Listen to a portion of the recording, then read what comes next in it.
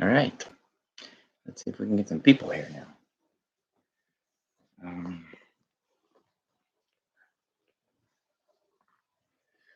Go this like this.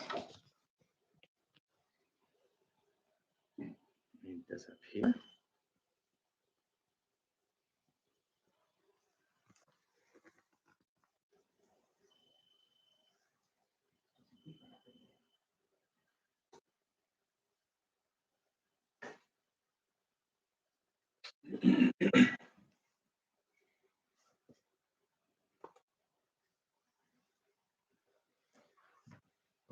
Go from there.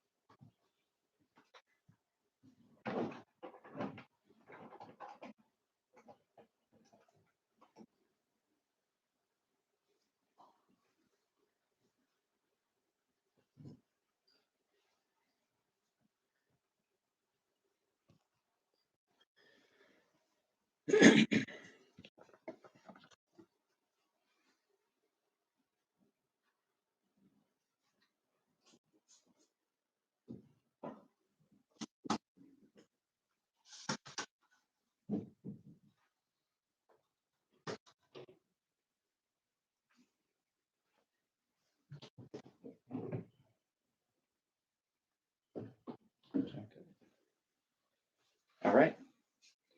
Let's see if we can do something good today. Let's see if we can do something good today.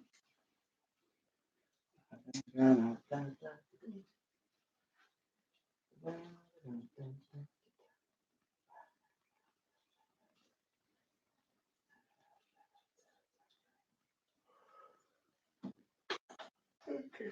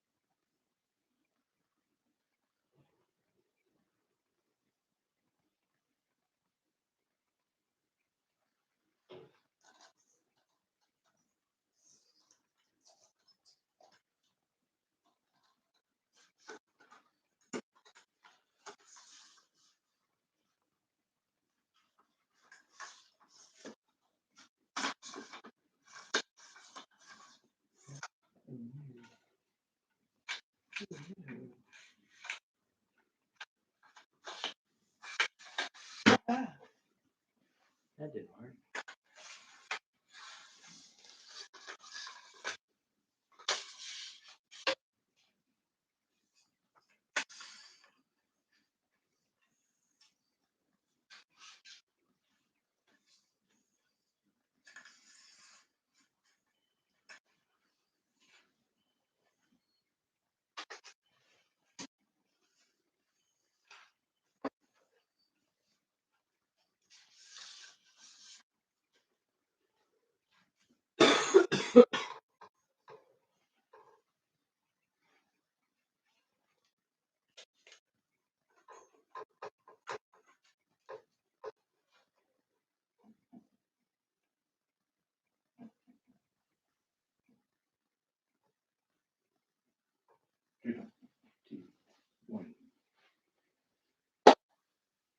Hey guys, on TikTok fans, we're trying to move our content over to YouTube.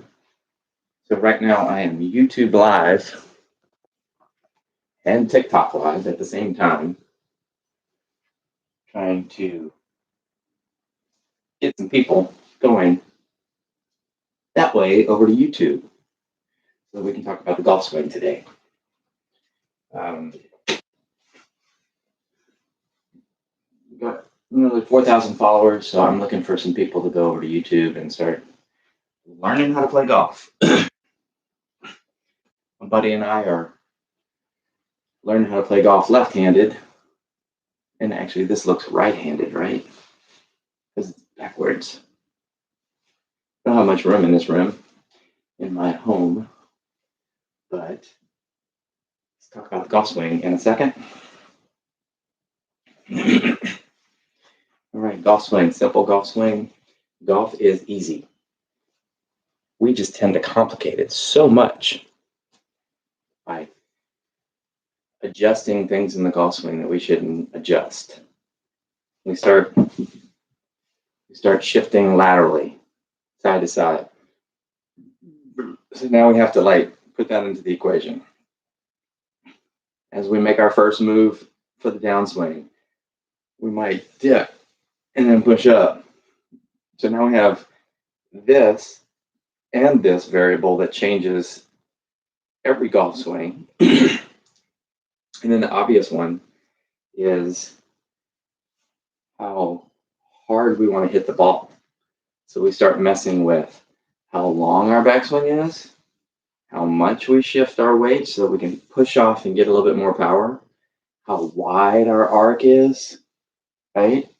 When we actually, if it's on the way down, that we actually have that lag and we cock the wrist, get into this hitting position. Let's call this the hitting position. This is the hitting position. Okay, even with a full golf swing, you get to there and you're in the hitting position. And what does this look like? It looks like a delayed release that I want to grip it and rip it. But in my weight is over here on my lead foot by this point of this golf swing. So we'll call this the hitting position. It's that lag. Okay. So depending on how hard you want to hit the golf ball, you have to adjust how long you delay the release. Right? The Shanks golf technique, there's no lateral movement. There's no up and down. Like whenever you start the downswing, there's no down and then back through the ball and up. Okay. The reason they have to go down and up, the more down they go, the more resistance they have against the ground on this lead foot, which means they can use the ground after they delay the release to accelerate the golf club. I mean, it seems like you have to do major computations from the top of your golf swing, laterally, down and up. How long am I going to wait till I release the club? All that has to be calculated in your mind from shot to shot to shot to shot to shot, which makes it really difficult to maintain your timing and your tempo. But Shanks puts you in the hitting position. If you do conventional golf swing, there's this down and forward move. So now I'm in the hitting position. I can resist the ground and actually accelerate the golf club. Oh, I guess I forgot that part too. Conventional golf, if they do this, the club is off plane, so they actually have to do this forward back thing too.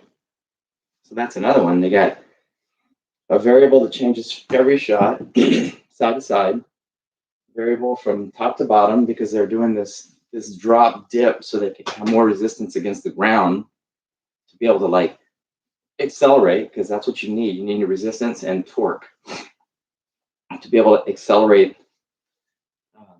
anything in a circle. Angular acceleration requires torque. That's the name of the force that creates the angular acceleration, the club head speed.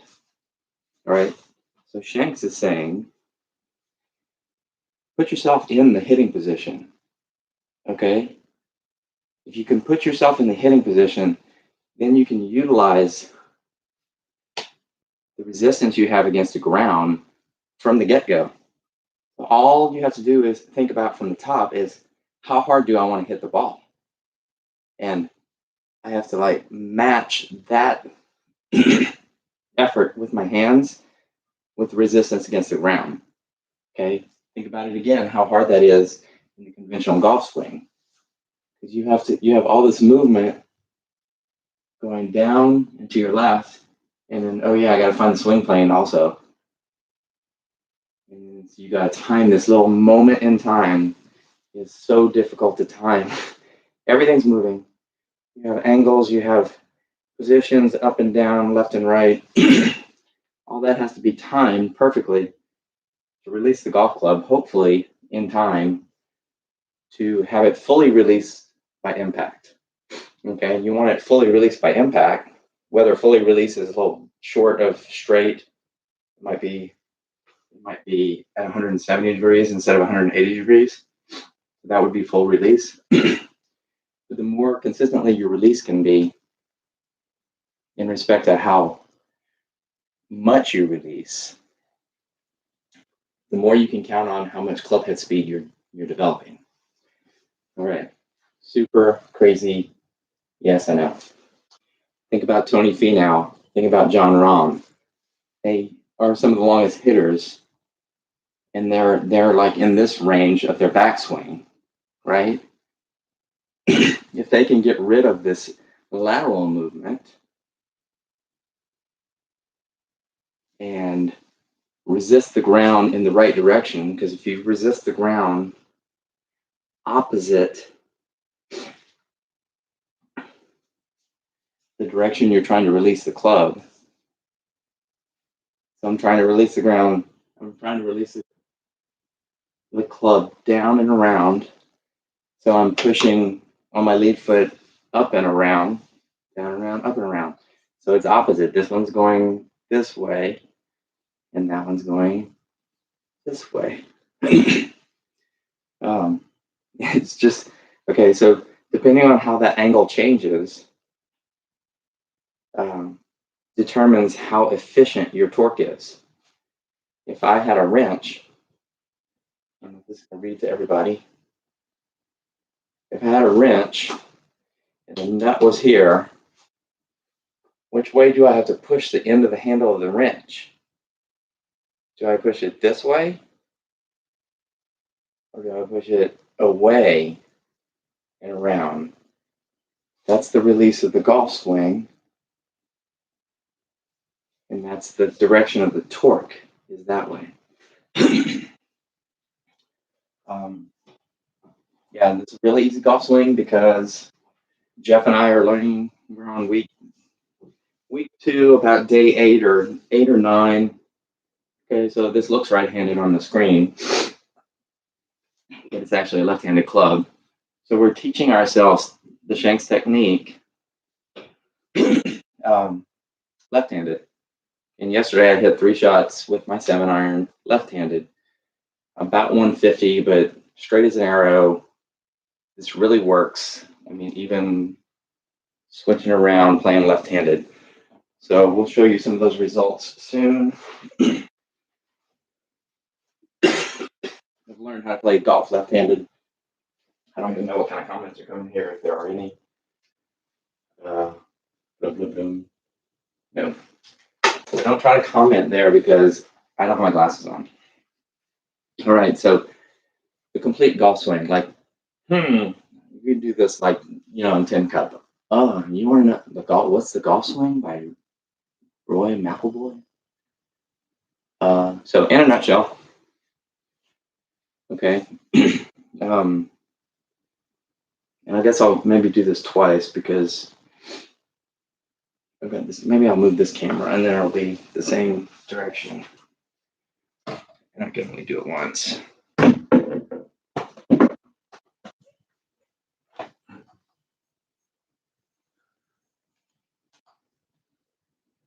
might work.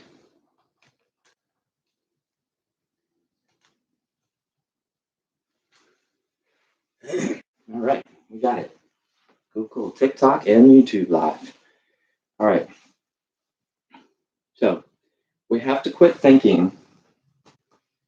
If you can get this out of your mind, that your arms swing sideways, it looks like your arms swing sideways in a golf swing. That it's this. Yes, that's your swing plane. But what your arms actually do in a golf swing, which I have that really short club, is they go up straight to here. You lift your arms to here and you fold your, if you're right-handed, if you fold your right elbow in, then that's all your arms do. Okay? Now, what is similar to this? This is like if I'm going to chop wood, and somebody thought I was crazy, if I was going to chop wood, right? If I'm chopping wood and I want to hit it harder, okay? That's what your arms do during a golf swing. And it seems crazy, but I lift my arms again here, and I bend my right, and then I turn my hips just that much. That's all you have to turn your hips. Every single golf swing, that's all you have to turn your hips. So arms do this, right elbow folds. So if you want to do it together at the same time, it's folding as it's lifting. Right? That's all your arms do. And the other part is turn. And then you're done. And load the lead foot. Now you're in the position to hit a full golf shot.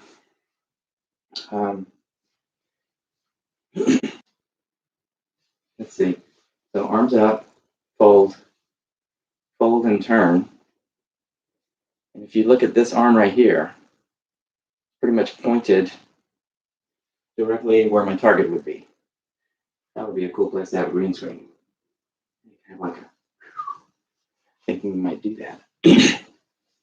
So arms up, fold right elbow, and turn. So it's not that much of a turn because Shanks is relying on the torque against the ground, the resistance against the ground, your lead foot to uncoil. Shanks is not requiring on loading your back foot and throwing your back out in order to initiate the kinematic sequence. Okay? Yes, you can do that. Ouch. But if you look at Bryson DeChambeau, I don't know if he's going to be able to play golf in 5 years if he swings like that every time. I mean, it could be a back, it could be a knee, it could be, I don't know. I mean, he's bulky and big and strong, but his tendons didn't get stronger. His joints didn't grow, just his muscles. So anyway, again, grip doesn't matter. Grip is overlaying or interlocking, but the idea with the grip and the purpose of the grip is to have a good grip, obviously, and also to get your hands to work together as a unit, because this is the most important action. Okay, you don't want the club twisting in your hand. You want to have control of that club speed and direction and club face. Okay, so arms up, fold, turn. Watch from the side. Arms up, fold your right elbow just a little bit so that it's 45-degree angle here. And then turn until this arm, your lead arm, points that direction. Okay, one of the myths that I've kind of found too, I kind of saw this the other day watching my golf swing from the top, is that this arm, and you can see it good on TikTok up there, this arm, you don't bend it on purpose. But depending on your, the size of your chest, your triceps, your arms, just how that move is for you, if you bend that arm just a little bit, just because of your structure, it's okay. Came across this because learning left-handed, learning left-handed, I was so concerned. I'm thinking, okay, what do they teach you when you're swinging golf clubs? Okay, lead arm locked, right? Lead arm locked made me feel like really uncoordinated for this release. And then I noticed my lead arm when I was swinging right-handed was bent a little bit. And the second I did that and let this arm do kind of what it felt like it needed to do naturally, all of a sudden, like when you pop your little brother with a wash rag, that that is the action of the release. Woo. And I felt that and I go, I know how to do this. So I had the coordination to do it all of a sudden because now it wasn't swinging a golf club or hitting a golf ball. It was doing something that pretty much I'd done all my life. All right, so I did separate this and this, but it actually works together at that 45-degree angle right here. It's pretty much directly 45-degree angle. The thing is, you don't want your arms going, they're not going side to side, so there's no reason to go across your body so much. And I think a lot of people try to swing with their arms. But it's really, so it's at the same time, 45-degree angle, and then your hip turn, it all moves together at the same time. Again, there's not that much of a hip turn. Boom. You do it all at the same time, and that's even too far. Do it all at the same time. So at the same time, there's a turn at the 45. It seems like more than a 45-degree angle too, because it looks like it's going behind me. If it's not going behind me, it's because I'm actually turning. Let's do the turn first. Okay, so turn first. Okay, my hands are still right in front of my chest. And if I lift my hands at that 45-degree angle, bingo, on plane every time. All right. And you're asking how much power can you have if you're not using the kinematic sequence? A lot. I am 51 years old. I weigh 151 pounds. And sand wedge, I can hit, if I want to jump on it, I can hit it 140 to 150. Driver over 300 yards. I have this old Ben Hogan 3-wood somewhere around here, wooden wood and steel shaft that I can hit 300 yards into 3-wood. There's a lot of power in it. There's a lot of power because this resistance is in the right direction to maximize the torque necessary to accelerate the golf club, if you followed all that. The problem with conventional golf is they're here and they make this down up move, left right move, and now they're in the hitting position.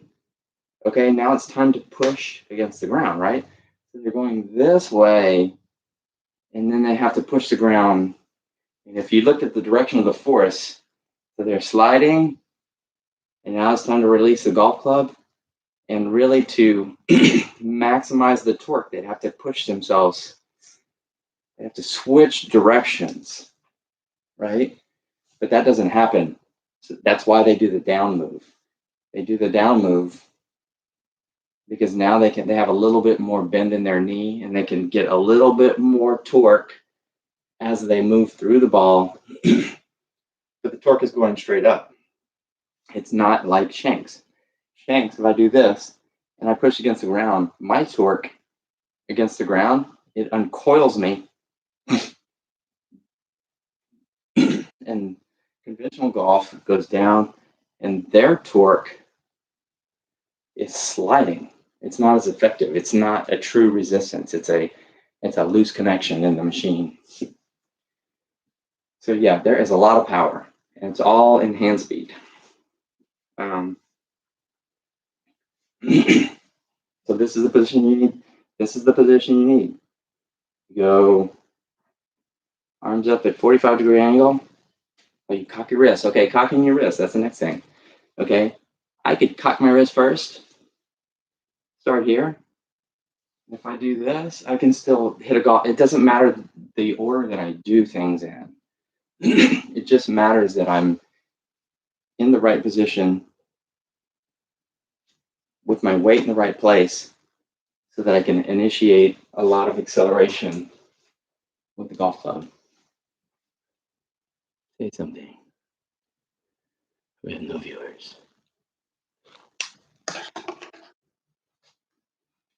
All right, let's end this stream and then we'll start another one in a second.